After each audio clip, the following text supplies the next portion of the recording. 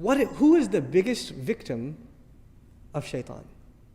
In the Quran, a lot of bad people are mentioned.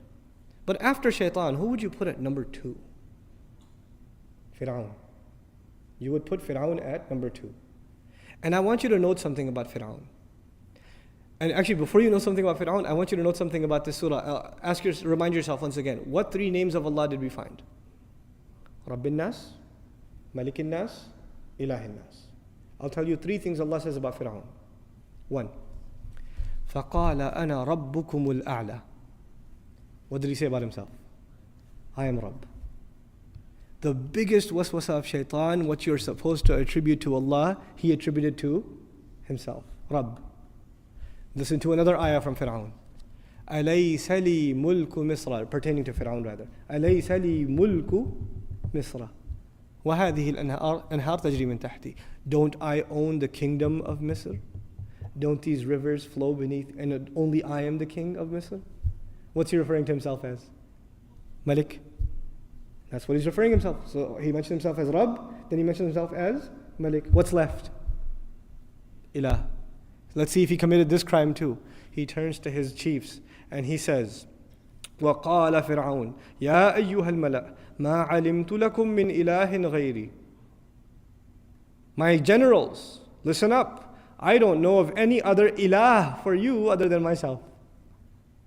For Fir'aun, we find himself declaring 3 things for himself. Rububiyyah, Mulk, and Uluhiyyah. All 3 for himself. Rabb, Malik, Ilah. We find this sampling that Allah has given us in the Quran is very important. It shouldn't be overlooked. And it's not just for you and I to say, oh man, Fir'aun, la'anahullah, what a loser. But there's something here.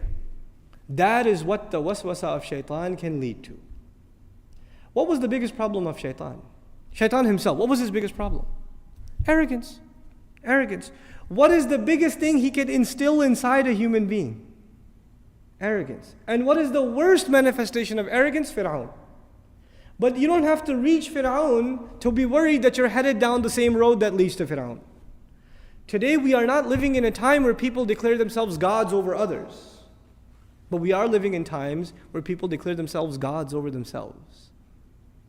They declare themselves their own master. I am my own man. I am my own master. They declare themselves their own king.